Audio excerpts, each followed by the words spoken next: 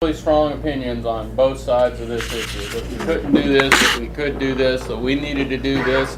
Group unity, got to keep people safe.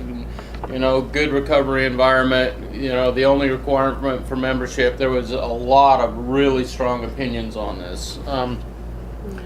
I called World Service Office and I said, I have a question on the traditions, and I'd like to talk to somebody. And I shared a little bit about the situation with somebody who had absolutely no idea who I was, and they shared their experience with me. And I went and voted my conscience in the matter in the group, and it doesn't matter how I voted, but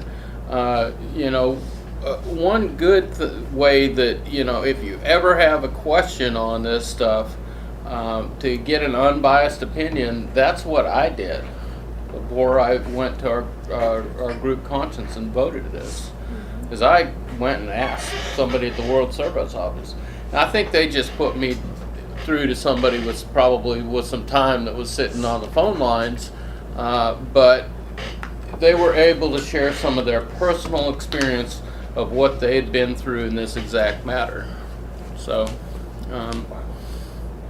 that's one of my second tradition experiences. Cool. I'm Shannon. I'm an addict. Shannon? A lot of times this is the spiritual, not religious program. When I hear a loving God may express Himself, I just have to say good orderly direction. Love of the fellowship, that camaraderie coming together and stuff like that. So if that throws you off, don't worry about that. I thought of this, that what I was taught at the group I got clean out. I'm not trying to knock them. But in that group, their idea of group conscious was at a non-smoking meeting, we all smoke and we vote that right now and we smoke. And I knew I was doing something wrong, man. And then, I only had a few months, but I knew I wasn't doing that shit. Okay, but that was what I thought because that's what my group taught me. And it was early, this was 22 years ago. So things were still forming, and they're really forming and rusty. But things were still forming, and people didn't necessarily work steps as much as they work them now, and it was just a different time, different issues. We got new issues now, and that's what I thought a group conscious was. And I really didn't get into traditions till way on in my recovery, man. I'm talking about not really, really get into them, and I didn't get into service work really until I got here about 15 years ago. Because I heard so much chaos at my group that I was like, I ain't going to the area, fuck that, Then I was in a really big city, and our trusted servants, there was 3 of us, and this was our group conscious. You got the money, you get the coffee, you pay the bills, you got anything to go to the area? No? Okay. That was about it, seriously. Because there were so many small groups, and it was small, and so the stuff would really more happen at the area level. So I'd heard so much bad about area, I just didn't go, and then I was in my own dysfunction, so I didn't want to be selfless and do that anyway. So I really didn't get into service for real until I got here at Air Group. I'd been on a little bit of stuff, but not to where I could really implement this. But that popped into my mind. So me and Russ started working with Stephanie and my husband. We're like, that ain't no fucking group conscious, Shanna. I'm like, what? We decided, and they're like, no. A group conscious is you have time for the group to know and be notified or whatever, and give them time, not on the spot, to think about this, kind of it's less of that 6 months thing. Or we used to have stuff that would stay a month. We'd think about it for a month till the next business meeting, so we could put our shit to the side if we were angry or bad mood, didn't like somebody that day. That time, not necessarily a month, but gave it time for the group as much as possible to let it marinate and be notified, and then come for that conscious instead of just on the spot. Because I thought on the spot, let's do this right now. Yeah, I vote, let's smoke. Fuck yeah, we're smoking, yay. Oh, what about that person who came in that has his own fucking oxygen? Or got a baby? I know if you're using you just come off the streets and shit, that sounds irrelevant. But you still say clean a while, things like that. It's self-centered of the group and of us to say, well, on this spot, we're going to vote this in. Fuck yeah, And even with a few months clean, I had a little tug in my gut going, we ain't supposed to be doing this, ain't what we're supposed to be doing. And that's just a small incident, but still I knew kind of, and it wasn't like we were, using in the meeting and then something, but still, it wasn't, what we're supposed to be doing. And I thought that was a group conscious, that on the spot voting for many many years, and because I really didn't get involved in this stuff till much later in my recovery, I didn't learn as much until much later in my recovery. So, but Rusty, even my husband goes, I don't know if I can group conscious. And we wrote we did a little step, me and Rusty, and I said, and so he really kind of opened my, because I didn't know it. I mean, I had a lot of years clean, and I didn't know the difference, and that's okay. You know, I don't know everything, but it was kind of eye-opening for me, because for a long time, I thought that was a group conscious, some on-the-spot voting for some shit you really wanted to go your way, basically, or whatever. So, anyway, maybe Rusty can clarify group conscious. I don't know. I like it. Where are we at? I like what you said. Tradition 2. Group conscious. I came across the concept of group will versus group conscience. And group will is just, for us to decide. I thought it was, majority rules kind of thing. Well, like Shannon was saying, it's time for us to be informed and give us time to think about it. My biggest thing is, if I have to decide something right now, I probably don't need to make that decision, because every time I have, it's bitten me in the butt. If I go looking for a vehicle, the guy pressures me to buy one, and I buy it, I'm always sorry. If I think about it for a day and I buy it, sometimes I'm not sorry. So, I have to have a chance for my conscience to actually get some information and get that other stuff out of the way. Tradition 2 to me is about who's really in charge. Whether it be here in the meetings, whether it be at home, at work, who's really in charge. And it ain't me 9 times out of 10.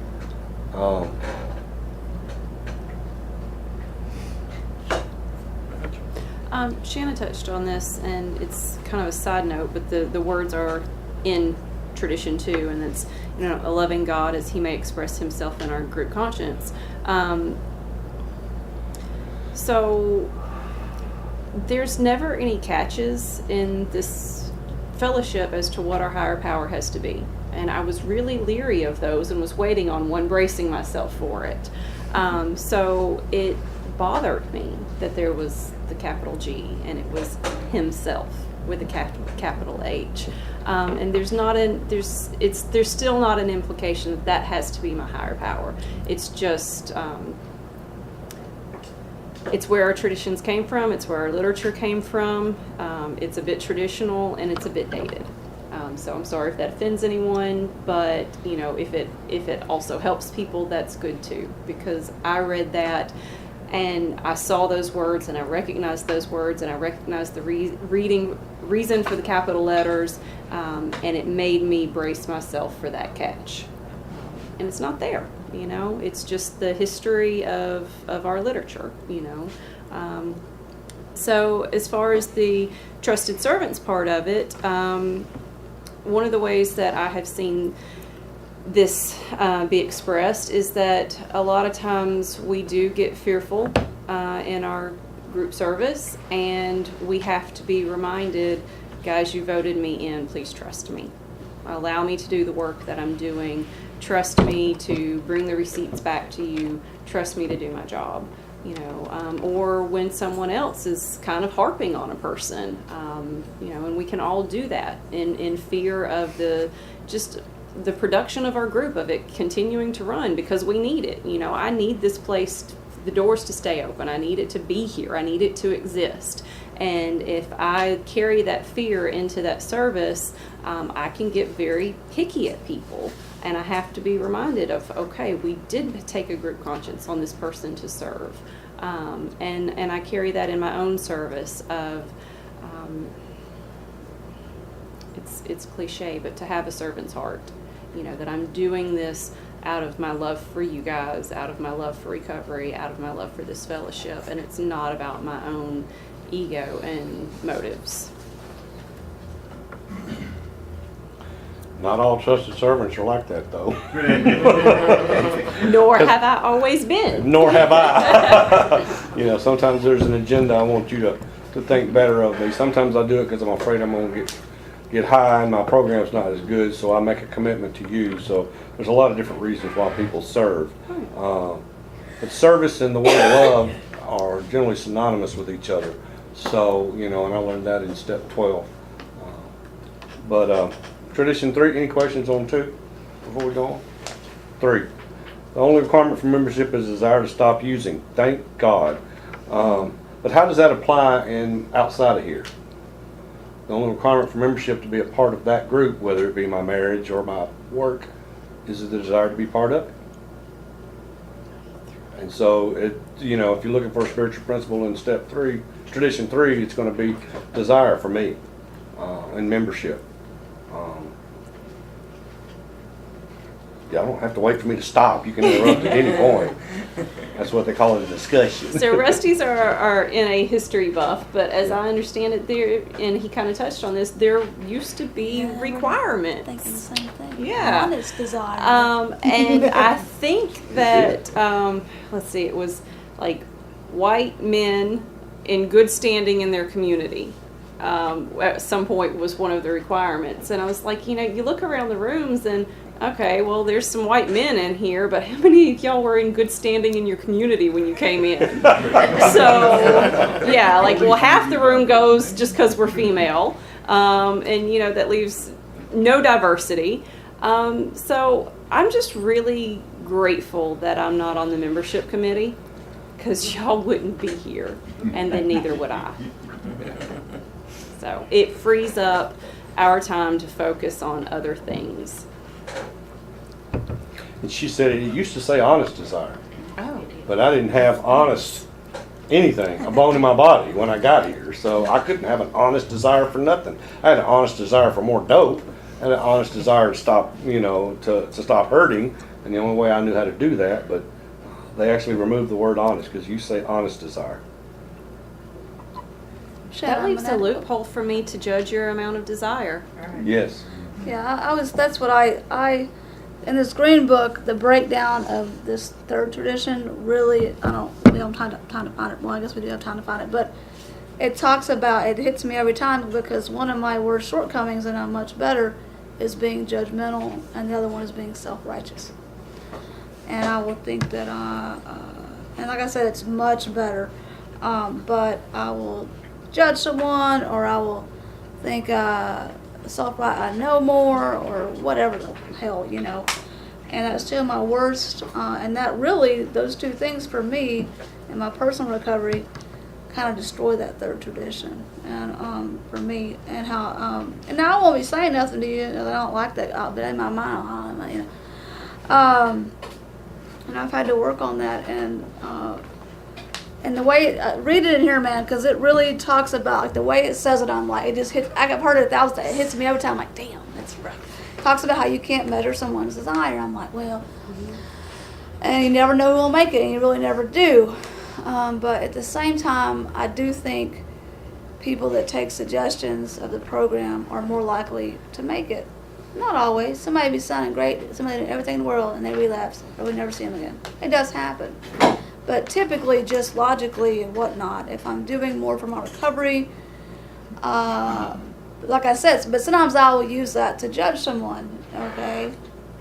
That motherfucker's crazy, you know. And they may say clean. You know, people had bets on me, and it hurt my feelings when I found out about it. They told me later on, yeah, we had bets on you. You were fucking crazy. You were so wild. That was crazy and wild. That was all over the place. And in hindsight, it's it's humorous, but they love me until I could love myself. And they tolerated me, and even people here, man, when I wasn't on medication, just to get real blunt, I was fucking spun out. I don't think Ben said it. Me and Ben and Beth went to Denny's one night, and it was wild. I still got it in my mind, like 3 hours I was going, man. And Beth, swear to God, I was using. But then I sponsored her for almost 10 years. But anyway, and so, but they let me be where I was at, you know, wherever, you know, and letting someone be where they're at. But, and I really think but see, I have a tendency to want to, but it talks about something like that, measuring someone's desire. It's like, I am real big on, well, show me. You know, show me, and I don't mean to be that as measuring, but yeah, but also at the same time, you really never know. But typically, statistically, if you're not doing what we suggest, you do fucking get high. It's in our literature. Okay, if I don't do it, I'll, you know, But at the same time, there's a real fine line there for me between that, and I guess my point is I don't want that to have me get to where I don't want to help anybody, because but at the same time, I need boundaries. If I'm your sponsor, what are you willing to do? If if I'm not calling Rusty, it's not his he don't gotta call me. That's not his job. Now, we've known each other for almost 15 years. He may call me because he's known me 15 years. But it's not his job to call and check on me. In fact, I don't think he really, every once in a while, he will do that sometimes if he knows I'm really struggling. But it's not his responsibility. So I feel like I have to show him my desire to work in that sponsee relationship is to call him more regular, or is to write on my step work, or is to, pray. And that's how I'm expressing that desire, I guess. We were talking about that in the meeting earlier, people wanted to stay clean, but they would keep using, and that happens sometimes. So it's real kind of fine line stuff, and I just don't want to get, like I said, I'll get judgmental, I'll get self-righteous, and I take myself out of the solution. Even though I may not be doing anything to that person intentionally, I push them away. Sometimes people relapse with time, and it's like they got the plague or something. Oh shit, they had 15, 20 years, and sometimes people judge them, or, you kind of expect it from somebody new, to be honest, because statistically a lot of people do. But with me having time, people, sometimes they will, like I said, plague, like and those people need help too, because just because they had that much clean time don't mean they're suffering any less than a newcomer when they relapse. They're suffering just as much, and probably worse, to be honest with you, because the disease progressed, and it's a miracle they made it back, because the people kind of use the level they stopped at. But kind of deviated, but in there's something talks about that, and in the 6th step, I think it talks about that, or 7th step in there, and the way it words it, every single time I hear it, I go, ooh, damn, it kind of points out that shortcoming in me. But anyway, thanks. Okay. Tradition 4. Anything else on 3? Each group should be autonomous except in matters affecting other groups or NA as a whole. Means we can do whatever the hell we want, right? Autonomous means self-governing. Isn't it? I got to be autonomous to govern myself. I can do what the hell I want, right? Are you being sarcastic? Yes. Okay, but I had to check it. I'm like, wait a minute, Rusty, I'm kind of stressed out. I'm like, are you kidding? For real or what? All right, Sheldon. Yeah, for real. It just means that we're in charge of ourselves,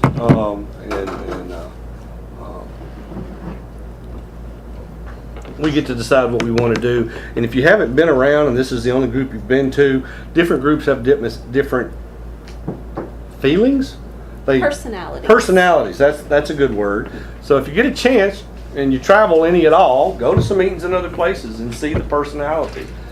It'll drive you nuts. Yeah, they're doing the Maybe key that's tags. just me. They're doing key tags on. Why are you reading that right now? Florida, they call them key fobs. They don't call them key tags. In Utah, they don't even give out key tags. They give out certificates of appreciation. Someone prints on their home printer because they couldn't afford them. Some people clap. Yeah, they clap. They have GSR readings at the end of the meeting. I mean, every meeting's a little different, Every group, I guess I should say, has a different feel. That's because they're autonomous. They can do it the way they want to do it. Yeah. As long as it doesn't screw with NA as a whole or other NA groups in the area. So there's not much more you can say about that. Not a lot. I'm good. The accept part is what stood out to me. Yeah. Yeah. Yeah, except. Okay, 5. Each group has but one primary purpose: to carry the message to the addict who still suffers.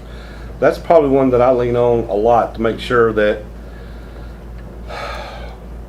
it says has but one primary purpose, which to me says that there's other purposes. Because I'll go to a meeting for, to stay clean, but sometimes I go because I want to hang out, or my friends are there, or, I'm bored, or whatever reason. A lot of different reasons I come here. But when I get here, it gets me back on focus to remember that, it's the addict who still suffers that we're trying to reach, and whether that be me or you.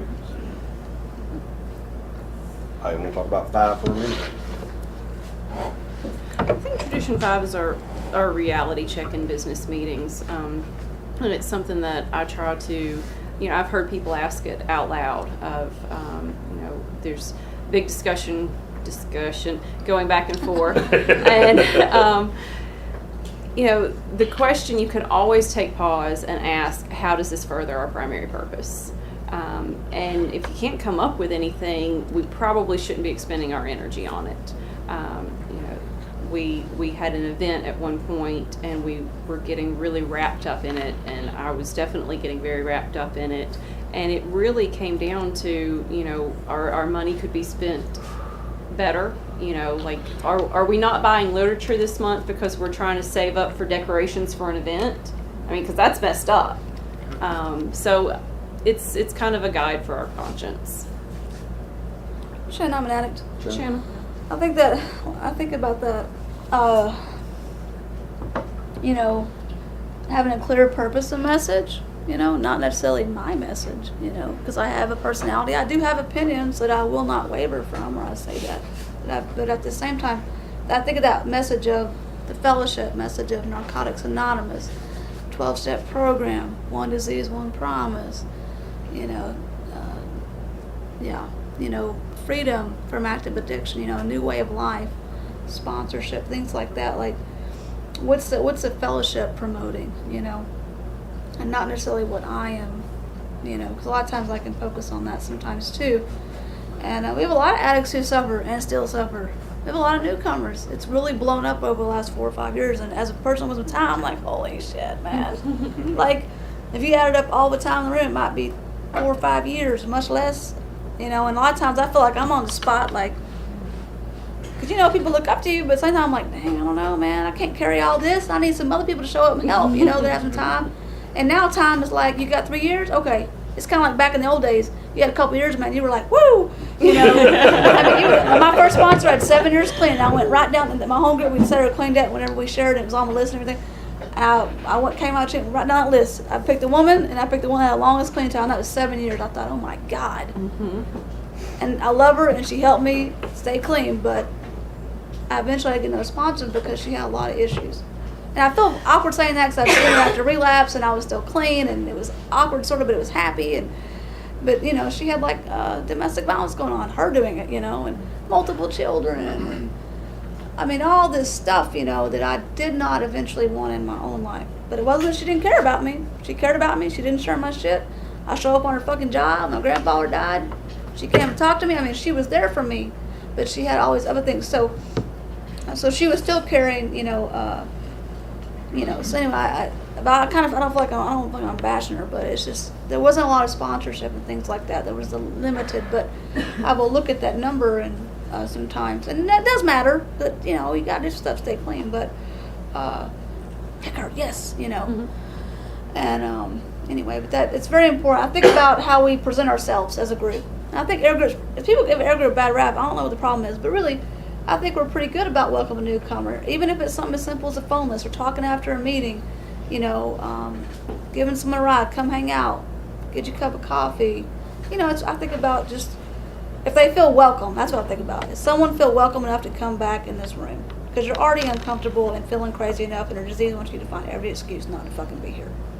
And that one person that may have been nice to you, nice to me, loved me till I love myself, it's one of the things that keeps people coming back is how we present ourselves when we're trying to help the addict who still suffers, newcomers in particular. So we've had issue with that recently, I think. But and again, I just think about how we present ourselves. What am I doing? Am I trying to be welcoming? Am I answering my phone? If I say I'm gonna be somewhere, am I going there? Things like that, Anyway, that's all. Thanks, Shannon. It's hard to hit something if you don't have a target. The fifth tradition gives us a target. It gives us a laser focus. We have one primary purpose, one. And that gives us focus in here. That's so important because we don't have 4 different targets up trying to hit one of them. We got one thing to do. And that's why we do it so well. Is we come together and we do one thing. We do a lot of other stuff on the periphery, but when we come together in meetings, this is our one purpose, is to carry the message. There's a question here that says, what's the difference between my purpose as a member and the purpose of an NA group? And when I first read that, I thought, not much, because it should be the same. And then I thought, you know, the primary purpose for me is to be the best me I can be and recover from the disease of addiction. And in the process, I'm going to be part of the group, which means that it's going to be here for other folks to be able to enjoy or find.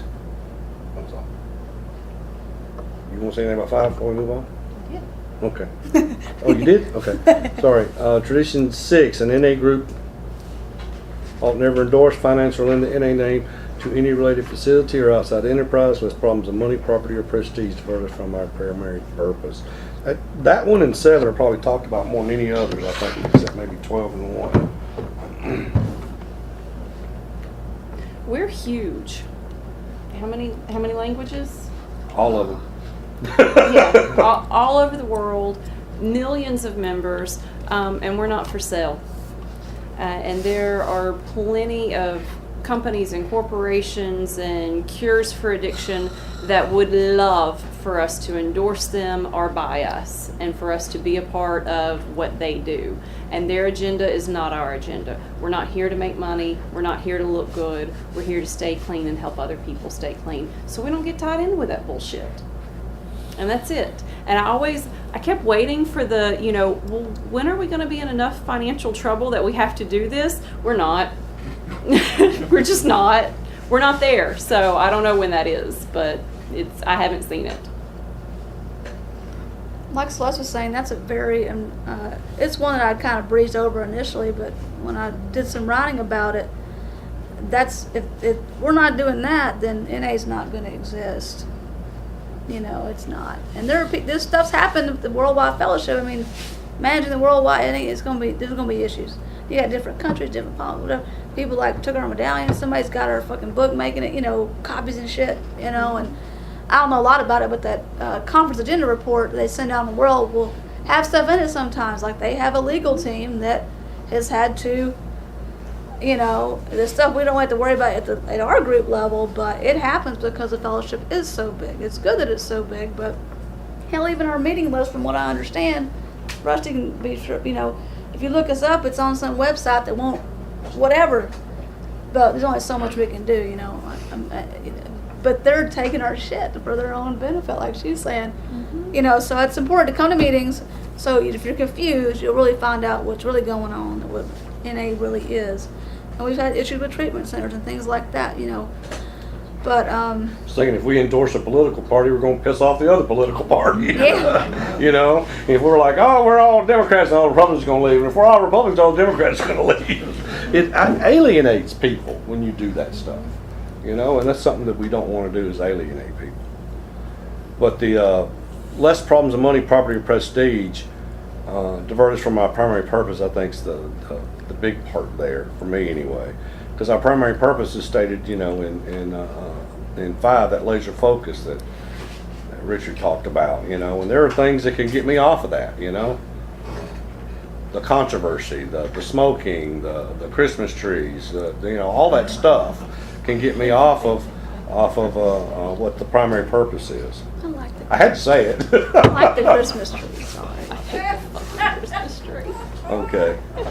I was thinking about this in my own life, money, property, and prestige diverting me from my primary purpose. I'm typically kind of a frugal, laid-back person, okay? But my money, not money as in I want lots of money, making money, but just financial stuff definitely diverts. But a lot of times, we want a fucking pool table for the group, and just some places they've had issues where they have hordes of money and they're not, they're cheap. Somebody came to meeting one time and bitched about the coffee, talking about, at a business meeting, talking about we need a higher grade of coffee. And we looked at him so crazy, like, we need to buy a basic textbook with that difference in price, and it was just ridiculous. But, that's, anyway, maybe. Go to Starbucks before you come to me. Yeah, go to Starbucks, dude. Are you kidding me? Get a job. But he was pretty serious, and but I think a lot of times, money, property, and prestige, I think about the lifestyle. A lot of people live that lifestyle. They're spending money. They're selling drugs. it's all about them. They're center of attention. A lot of times if you're a woman and you're looking great, especially nowadays with all this technology and selfies, and it's totally self-absorbed everything. It's all about it. And it's I'm always everywhere, you know, and very, very self-obsessed just in general, much less how self-obsessed addicts can be, just the regular culture is. And Prestige, we're the best group, we got the best this and the cleanest, you know, whatever. But I think a lot of addicts use behind that lifestyle, that money, that property, and that prestige. At least I've heard them share about it. Those old playgrounds and, you know, greed and all this and looking good and not working on the inside. So I thought about how personally that can affect me and how I've seen other people it affect them and take them back out because of looking for those outward things. That might be a bit of a deviation too. I don't know. I'm sure it is. Whatever.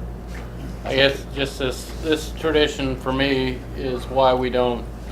You know, there's a lot of different avenues that I've grown spiritually outside of this program, reading different books, doing different things. But this tradition is why we don't do it here. You know, for me, we don't sell books from Hazelden, or we don't, you know, come in here and quote different books or self-help books or stuff. When you come in here, we get Narcotics Anonymous. We don't lend the NA name. We don't have implied endorsements of different religions or different psychotherapy methods or drug maintenance programs. You know, we do Narcotics Anonymous here, and we do it well. Again, we go back to that fifth tradition. We do one thing, you know, and we try to focus our energy specifically on that. But this tradition is why we don't. For me, why we don't do a lot of that other stuff here. So that's it. 7, every intergroup ought to be fully self-supporting, declining outside contributions. I always thought it was about money, but it means that I need to be self-supporting on a personal level, emotionally, mentally, physically, spiritually, financially. You know, support myself, and then when I come in contact with other people, I'm not taking from them. I am a, you know, this whole thing of two halves make a whole. I don't buy that crap because I'm a whole person. I'm not a half person. You know, I'm a whole person.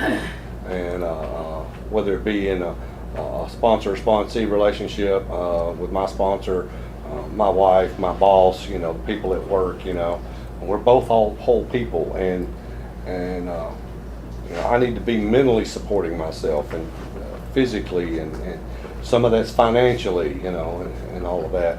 My daddy read the 7 Traditions for the first time. He's like, I ain't supposed to be giving you all this damn money, you know. So yeah, he was a good narnon, and he learned to do that by reading our book. So that's when I realized that, you know, go out and get a job, Rusty. You know, and then there's the thing we talked about when we pass the basket, and some groups, they don't even want non-addicts, you know, family members to give. You know, they say don't give because they consider that to be outside. And some groups, it's like the family members come to the meetings on a regular basis, and they feel like they're part of the program too. So, you know, some groups will take it. I do know that money has always been a problem for addicts, and money has been a problem for Narcotics Anonymous since day one. If you're ever interested in some of that, you know, I can give you some history on it, but there's a lot of controversy on our book and how much it costs to print it versus how much, you know, they sell it for, and the money what it's used for. I do know to translate our language in our book into one language takes 10 years and $1 million, just flat, every language that it gets translated into. And that's a lot of money and a lot of time. It's just not something that you can do a one-to-one translation on the book using, you know, talking about money. You have to get the feel for it, you know. You can't say God in countries where they speak Farsi because that's considered, you know, a death sentence in that country. So they have to make it say something that feels like, you know, what the general feeling of it. But it takes money to do that. So groups that hoard money, I'd say, have problems with it. Groups that send it on up, get it the hell out of their hands, do better. That's all I got on 7. Shanna, addict. Shanna? I agree with the personal self-support and learning. When I said declining outside contributions, if we don't do that, it gets us tied. I was thinking it gets us tied up in number 6 again. Mm-hmm. And if somebody's giving us money, it's not us. They feel obligated to tell us what to do. Strings attached. I did this for you. And it gets really complicated. Plus, addicts are self-centered. We use people. We need to fucking pay our own way, in my opinion. you know. But learn to be fully self-supporting and put that dollar in the basket, or get to a point where you can. And I need to probably put about $5 in, because a dollar ain't what a dollar used to be. A dollar's about $5. Same dollar for 40 years. Yeah, I'm saying dollar forever. So, but I think it's important, you know, in my own life to become self-supporting, especially as a female, so I can be independent and not rely on another person to take care of me. I'm real big on that. When I, you know, you just feel better. When I'm being responsible, I feel better. You know, one of our readings talks about through our inability to accept personal responsibilities, we are actually creating our own problems. And that's so true. I don't care if you're a regular person or an addict, but I'm being responsible and doing the right thing and trying my best. I feel better. I get more self-esteem. You know, so when I'm self-supporting, I mean, sure, everybody needs help at some time. My dad had to help me and my husband when he got laid off, and my husband is very proud. It was rough on him. It was rough on me to ask my father for help with the career and all this. But so everybody needs help. Sometimes everybody needs help when they're first getting clean, man. People got financial issues, trying to get a job, felonies, But over time, we learn to be self-supporting and get some stability. It helps my self-esteem a great deal to do that. And also, it's important for me to. I'm not saying and they always talk about this, you know, and I'm real bad about it. I don't think about it because I'm just used to us having all this stuff. Coming in, we got some coffee, we got some air, toilet paper, you know.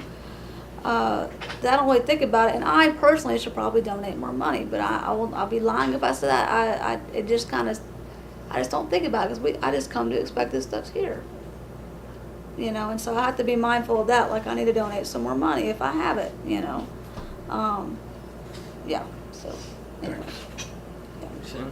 Anybody on 7?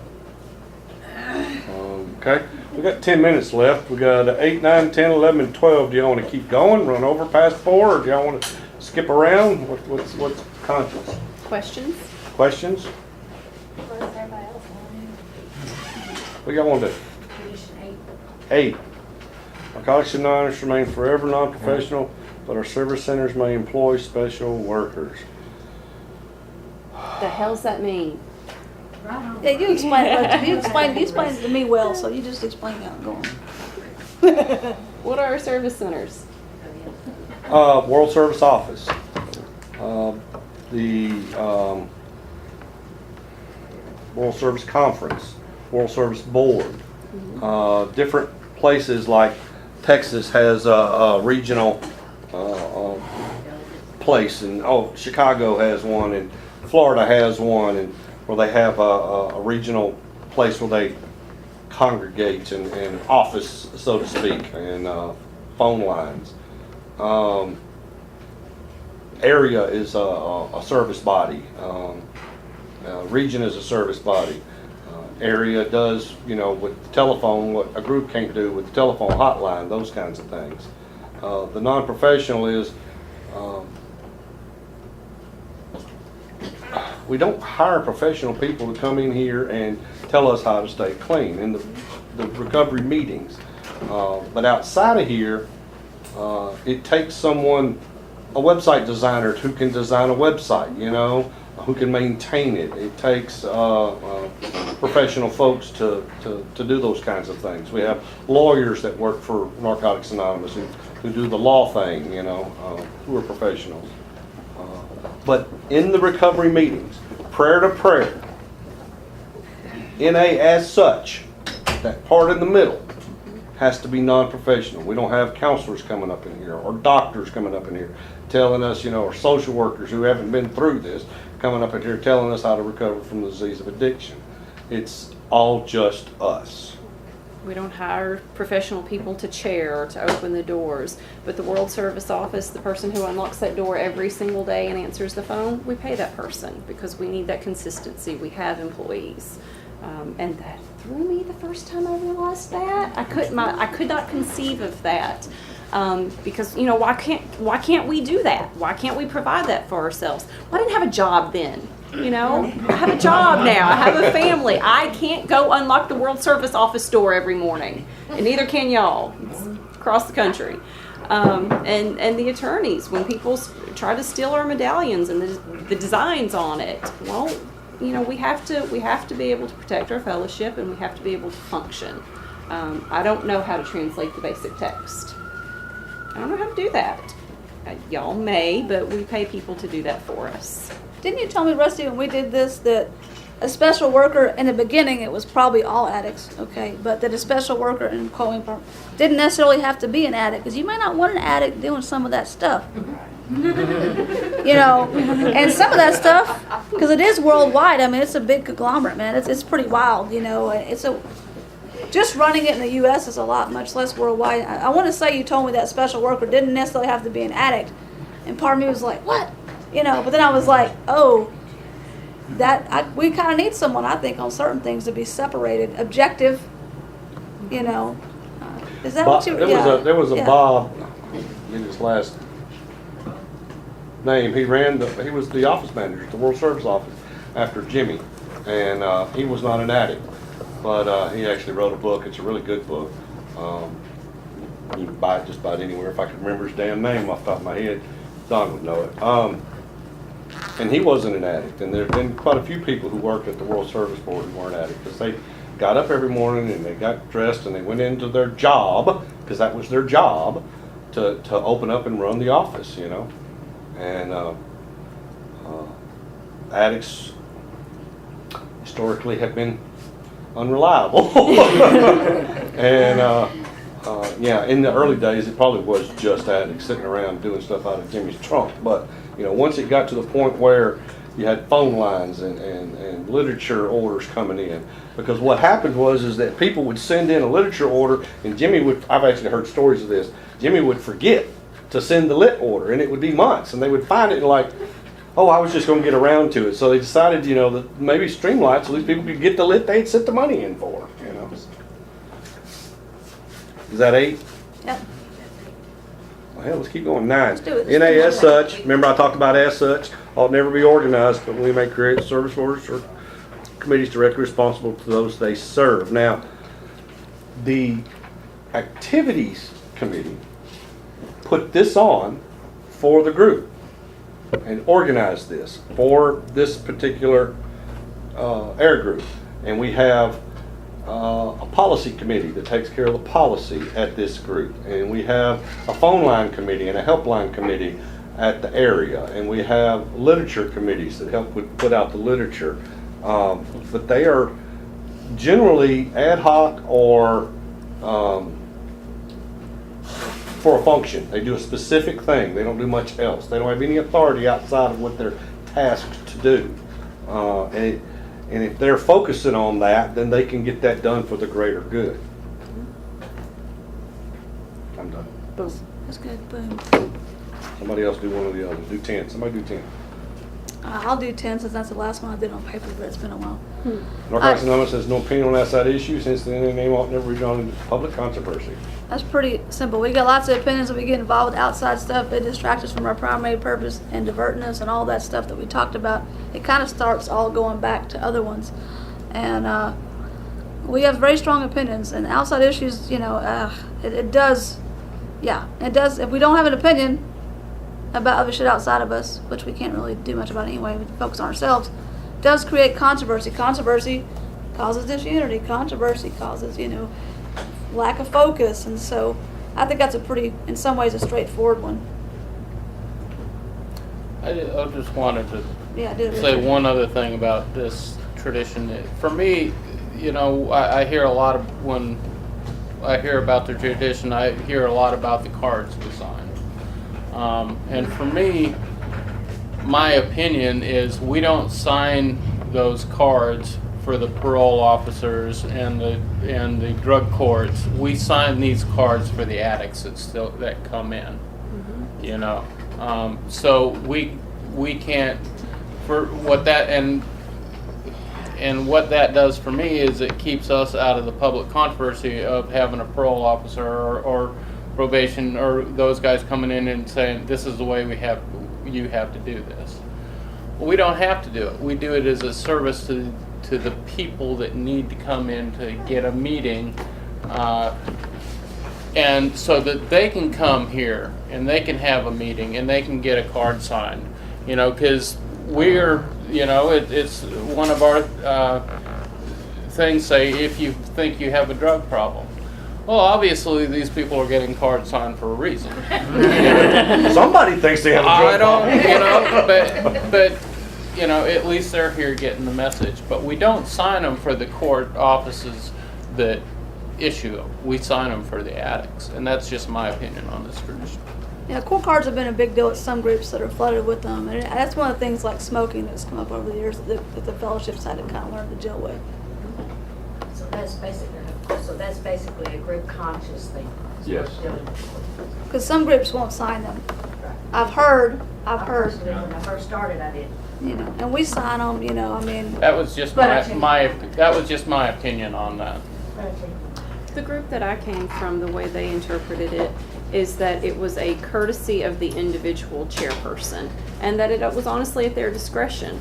I've seen groups that have stamps sitting in the front of it. I personally don't like that because I feel like that, one, our money doesn't need to be spent on it, and two, if it's provided from the court system, it looks like there's a tie between them and us.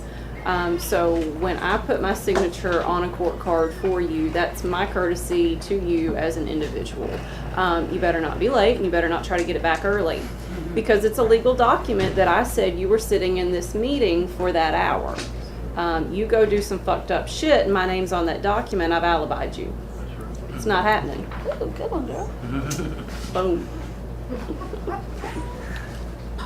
11, our public relations policy is based on attraction rather than promotion. We'd always maintain personal anonymity at the level of press, radio, and films.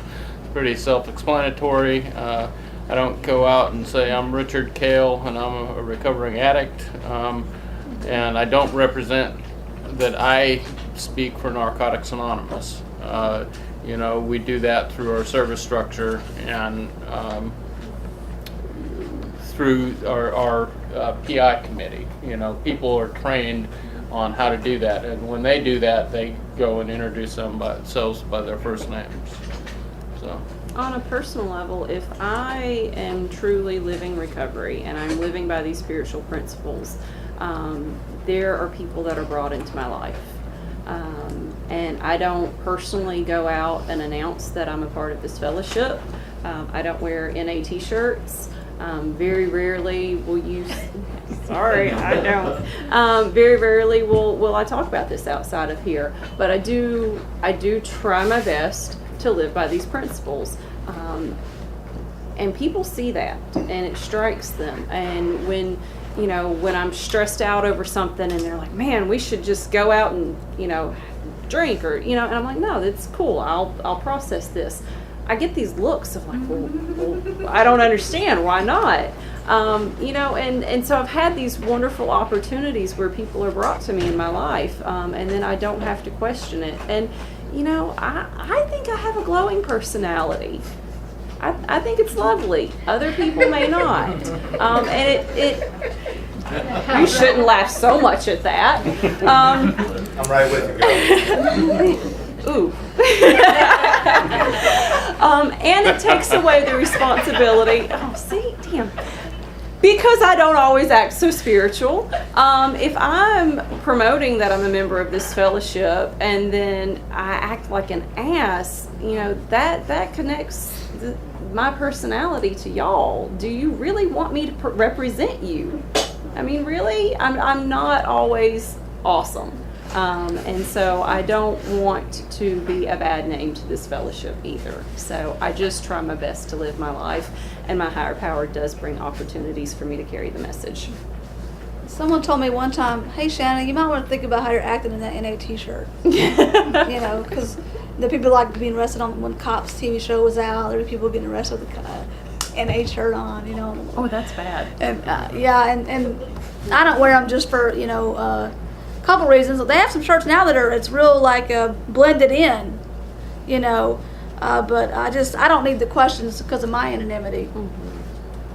And everything and outside of here, and it's like my husband brought me a clean date ring, but some people pay attention. Well, what's that date mean? You know, I'm at work, oh shit, or I'm outside, it's just a special day, I don't know, you know, and so even something like that I don't really wear out because I don't want those questions. You know, I don't want those questions, but yeah, it brings up because some people, you know, we do represent NA, so I think if someone ever asked me where it's not compromising my anonymity, I felt comfortable, you know, I need to be a good messenger as best I can.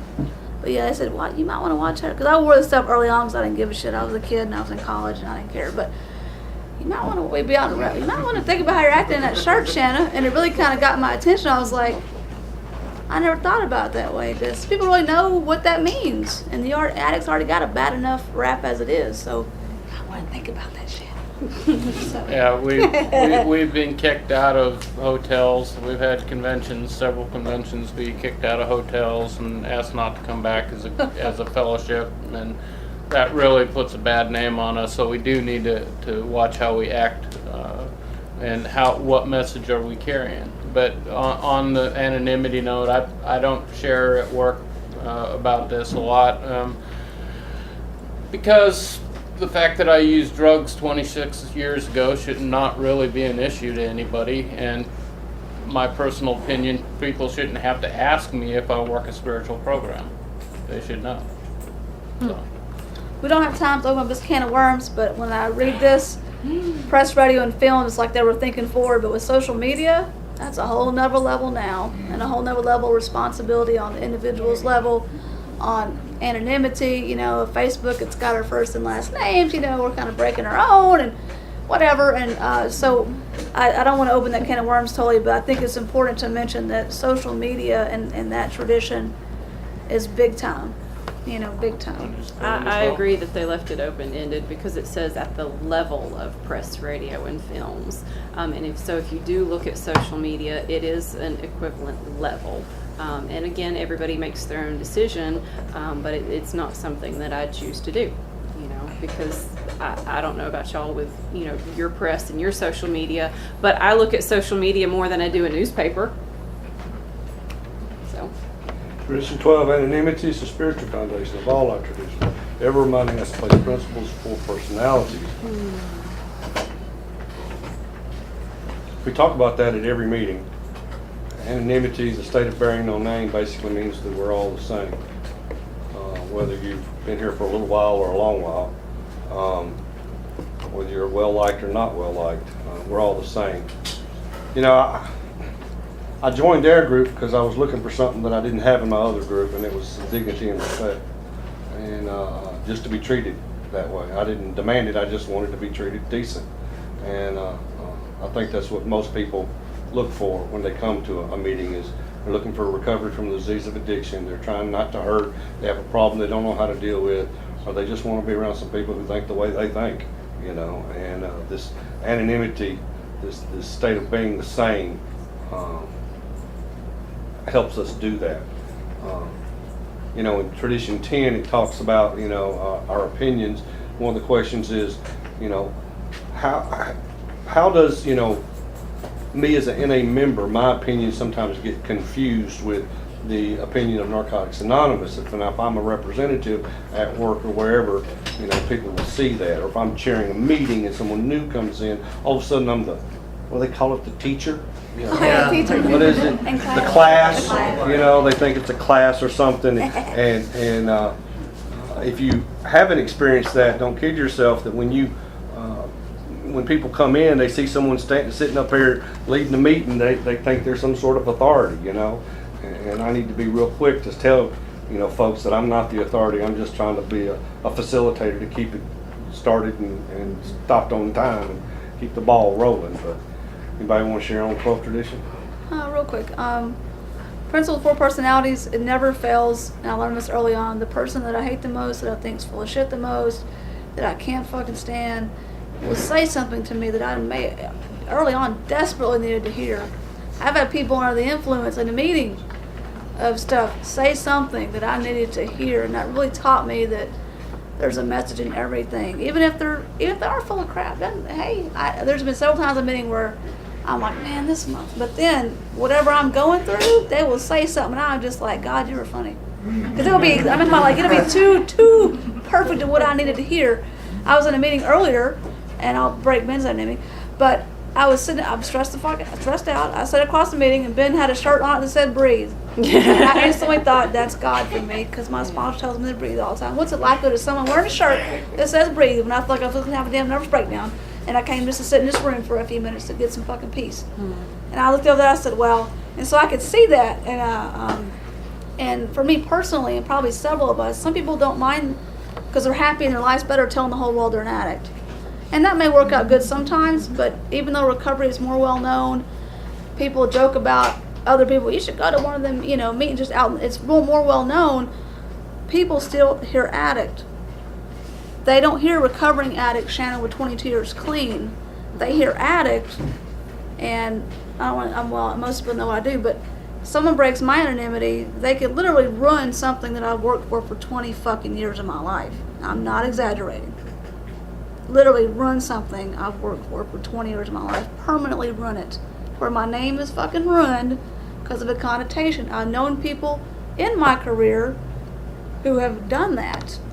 And when they were in the meetings, even in NA, they would go, oh yeah, I'm the so-and-so that worked here and I got busted and I lost everything. I'm like, damn, you ain't even, I'm thinking, I'm hiding from the dude because he may know me, And so a lot of times, it's not really about you, people, oh, I don't care if everybody knows. It's about just having some, I don't know, I hate to say it, but like respect for somebody else, man.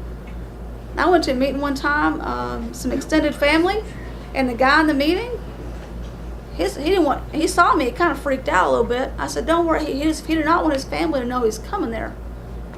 Not to be deceitful, but like the rest of them would judge him and try to take his fucking kids or get him thrown in jail or whatever when he was trying to live right. And so it was like on Thanksgiving, we were all stressed out with different family, and we ended up being in a meeting, and he was real worried about it. And I said, don't worry about it. I have your anonymity. I'm not going to tell anybody you were here. And I went back and had Thanksgiving dinner, and I didn't tell his wife or his whoever or anything. I kept my mouth shut because it was important that even sometimes family isn't aware. So it's real important to think about that. Like, how can this affect somebody? Because it really can deeply affect them in like damaging ways. Sorry, soapbox. Real quick, because I'm a dork, I think this would be a lot of fun, and I'm almost scared to say it with my sponsor sitting here because he'll tell me I have to do this at some point.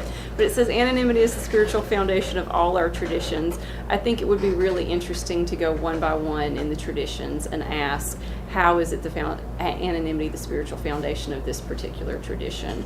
And so, for example, the 7th tradition, it says every NA group ought to be fully self-supporting, declining outside contributions. One of the ways that I've heard that interpreted is that no one member should contribute too much.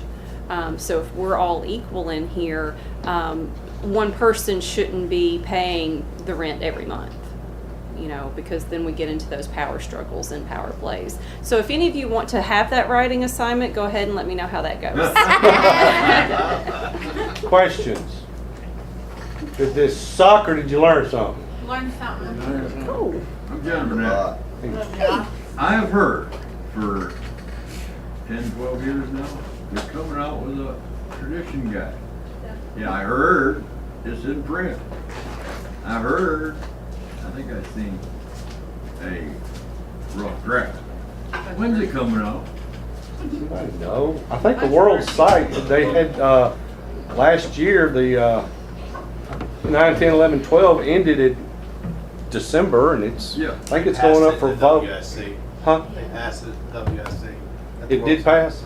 Okay, it was another after, year when it, probably, I don't know. So, for English. See the work that goes into our literature, though? Takes a lot. Oh man. Yeah, I understand. Oh, yeah. I understand. Yeah.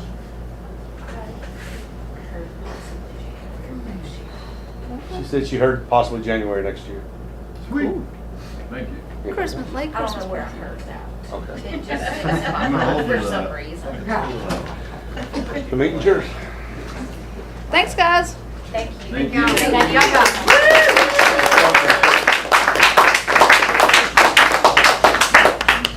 I greatly appreciate that service and willingness today. It's been amazing. You guys want to circle? Close the work?